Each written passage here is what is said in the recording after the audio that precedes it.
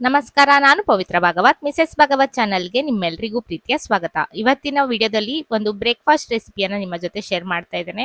ತುಂಬಾನೇ ಸಾಫ್ಟ್ ಆಗಿ ಮಾಡುವಂತಹ ಈ ರೊಟ್ಟಿಯನ್ನ ಯಾವ ರೀತಿಯಾಗಿ ಮಾಡೋದಂತ ನೋಡೋಣ ಬನ್ನಿ.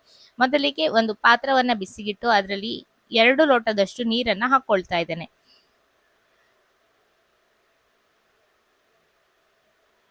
ನೀರು ಚೆನ್ನಾಗಿ ಬಿಸಿ ಆಗಬೇಕು. ಹಾಗೆ ಇದರ ಜೊತೆಗೆ ರುಚಿಗೆ ಬೇಕಾಗುವಷ್ಟು ಉಪ್ಪನ್ನ ಹಾಕಿ ನೀರನ್ನ ಚೆನ್ನಾಗಿ ಕುದಿಲಿಕ್ಕೆ ಬಿಡ್ತೇನೆ. ತುಂಬಾನೇ ಸಿಂಪಲ್ ಆಗಿ ಮಾಡುವಂತಹ ರೊಟ್ಟಿ ಇದು.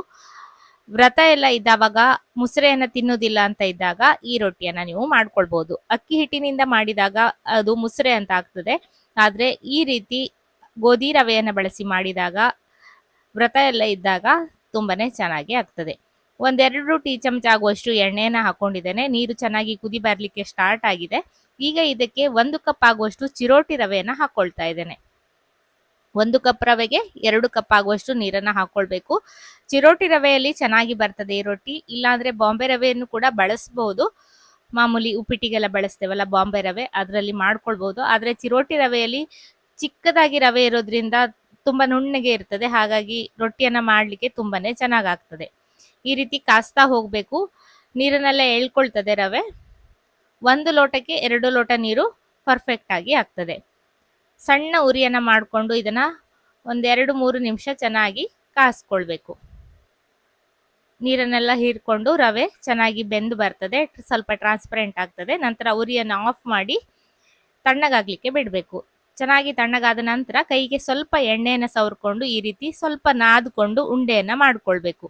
ಈ ರೀತಿ ನಾದೋದ್ರಿಂದ ರೊಟ್ಟಿಯನ್ನ ನಾವು ಲಟ್ಟಿಸುವಾಗ ತುಂಬಾನೇ ಚೆನ್ನಾಗಿ ಬರ್ತದೆ. ಚೆನ್ನಾಗಿ ನಾದ್ಕೊಂಡು ನುಣುಪಾಗಿ ಉಂಡೆಯನ್ನ ಮಾಡ್ಕೊಳ್ಬೇಕು. ಇದೇ ರೀತಿ ನಾನು ಎಲ್ಲ ಉಂಡೆಗಳನ್ನ ಮಾಡ್ಕೊಳ್ತೇನೆ. ಉಂಡೆ ಎಲ್ಲ ಮಾಡಿ ಆದ ನಂತರ ಒಂದು ಪ್ಲಾಸ್ಟಿಕ್ ಶೀಟನ್ನ ಹಾಕೊಂಡು ಸ್ವಲ್ಪ ಹಿಟ್ಟಿನಲ್ಲಿ ಈ ಉಂಡೆಯನ್ನ ಉರುಳಿಸ್ಕೊಳ್ಬೇಕು. ನಾನು ಗೋಧಿ ಹಿಟ್ಟಿನಲ್ಲಿ ಉರುಳಿಸಿ ಲಟ್ಟಣಿಗೆಯಿಂದ ತೆಳ್ಳಗೆ ಇದನ್ನ ಲಟ್ಸ್ಕೊಳ್ತಾ ಇದ್ದೇನೆ. ಈ ರೀತಿ ಪ್ಲಾಸ್ಟಿಕ್ ಶೀಟನ್ನ ಹಾಕೊಳ್ಬೇಕು. ರವೆ ಬೇಯಿಸಿ ಮಾಡ್ತಾ ಇರೋದ್ರಿಂದ ಹಾಗೆ ಮಾಡ್ಲಿಕ್ಕೆ ಬರುದಿಲ್ಲ. ಲಟ್ಟಿಸುವಾಗ ಸ್ವಲ್ಪ ಮಣೆಗೆಲ್ಲ ಅಂಟುವ ಸಾಧ್ಯತೆ ಇರ್ತದೆ. ನಾಜೂಕಾಗಿ ಇದನ್ನ ಲಟ್ಸ್ಬೇಕು. ತುಂಬಾ ಪ್ರೆಷರ್ ಎಲ್ಲ ಹಾಕಿ ಲಟ್ಸ್ಲಿಕ್ಕೆ ಹೋದ್ರೆ ಹರಿದು ಹೋಗ್ತದೆ. ಹಾಗೆ ಮಣೆಗೆ ಇದಕ್ಕೆ ಲಟ್ಟಣಿಗೆಲ್ಲ ಅಂಟುವ ಸಾಧ್ಯತೆ ಕೂಡ ಇರ್ತದೆ. ಶೇಪ್ ಚೆನ್ನಾಗಿ ಬರ್ಲಿ ಅಂತ ನಾನು ಒಂದು ಬಾಕ್ಸಿನಿಂದ ಕಟ್ ಮಾಡಿ ಈ ರೀತಿ ರೌಂಡ್ ಆಗಿ ಮಾಡ್ಕೊಳ್ತಾ ಇದ್ದೇನೆ. ಹಾಗೆ ಕೂಡ ಮಾಡಬಹುದು, ಪ್ರಾಬ್ಲಮ್ ಏನಿಲ್ಲ. ನೋಡ್ಲಿಕ್ಕೆ ಸ್ವಲ್ಪ ಚೆನ್ನಾಗಿರ್ಲಿ ಅಂತ ನಾನು ಕಟ್ ಮಾಡಿದ್ದೇನೆ ಅಷ್ಟೇ. ಕಾವಲಿಯನ್ನ ಈಗಾಗಲೇ ಕಾಯ್ಲಿಕ್ಕೆ ಇಟ್ಟಿದ್ದೇನೆ. ಕಾವಲಿ ಕಾದ ನಂತರ ಮಾಡಿರುವ ರೊಟ್ಟಿಯನ್ನ ಹಂಚಿನ ಮೇಲೆ ಹಾಕಿ ಬೇಯಿಸ್ಕೊಳ್ತಾ ಇದ್ದೇನೆ. ಇದಕ್ಕೆ ಮತ್ತೆ ಎಣ್ಣೆಯನ್ನೆಲ್ಲ ಹಾಕುವ ಅವಶ್ಯಕತೆ ಇಲ್ಲ. ನಾನು ಕಬ್ಬಿಣದ ಕಾವಲಿಯನ್ನ ಬಳಸ್ತಾ ಇರೋದ್ರಿಂದ ತುಂಬಾ ಹೊತ್ತು ಹಾಗೆ ನಾವು ಡ್ರೈ ಆಗಿ ಮಾಡಿದಾಗ ಕಾವಲಿ ಅಂಟ್ಲಿಕ್ಕೆ ಸ್ಟಾರ್ಟ್ ಆಗ್ತದೆ. ಮಧ್ಯೆ ಮಧ್ಯೆ ಕಾವಲಿಗೆ ಸ್ವಲ್ಪ ಎಣ್ಣೆಯನ್ನ ಹಾಕೊಂಡ್ರೆ ಚೆನ್ನಾಗಿ ಎದ್ದು ಬರ್ತದೆ. ನೀವು ನಾನ್ ಸ್ಟಿಕ್ ಎಲ್ಲ ಬಳಸ್ತಾ ಇದ್ರೆ ಆ ಪ್ರಾಬ್ಲಮ್ ಬರುವುದಿಲ್ಲ. 2 ಕಡೆ ಚೆನ್ನಾಗಿ ಪ್ರೆಸ್ ಮಾಡ್ತಾ ಬೇಯಿಸ್ಕೊಂಡ್ರೆ ಚೆನ್ನಾಗಿ ಉಬ್ಬಿ ಉಬ್ಬಿ ಬರ್ತದೆ ಈ ರೊಟ್ಟಿ. ತುಂಬಾನೇ ಸಾಫ್ಟ್ ಆಗಿ ಇರ್ತದೆ. ಎಷ್ಟು ಹೊತ್ತು ಇಟ್ಟರು ಕೂಡ ಇದು ಗಟ್ಟಿ ಕೂಡ ಆಗೋದಿಲ್ಲ. ಇದೇ ರೀತಿ ನಾವು ಅಕ್ಕಿ ಹಿಟ್ಟಿನಲ್ಲಿ ಕೂಡ ರೊಟ್ಟಿಯನ್ನ ಮಾಡ್ಕೊಳ್ತೇವೆ. ಇದು ರವೆಯಲ್ಲಿ ಮಾಡುವ ವಿಧಾನ. ತುಂಬಾನೇ ಸಾಫ್ಟ್ ಆಗಿ ತುಂಬಾನೇ ಚೆನ್ನಾಗಿ ಬರ್ತದೆ. ಮಕ್ಕಳ ಬಾಕ್ಸಿಗೆಲ್ಲ ಕಳಿಸ್ಲಿಕ್ಕೂ ಚೆನ್ನಾಗಾಗ್ತದೆ. ಬೆಳಗಿನ ತಿಂಡಿಗೂ ಎಲ್ಲ ಚೆನ್ನಾಗಾಗ್ತದೆ. ವ್ರತ ಎಲ್ಲ ಇದ್ದಾವಾಗ ಈ ರೀತಿ ಉಪ್ಪಿಟ್ಟನ್ನೆಲ್ಲ ಮಾಡಿಕೊಳ್ಳುವ ಬದಲು ರೊಟ್ಟಿಯನ್ನ ಈ ರೀತಿಯಾಗಿ ಮಾಡಿಕೊಂಡು ಸೇವಿಸಬಹುದು.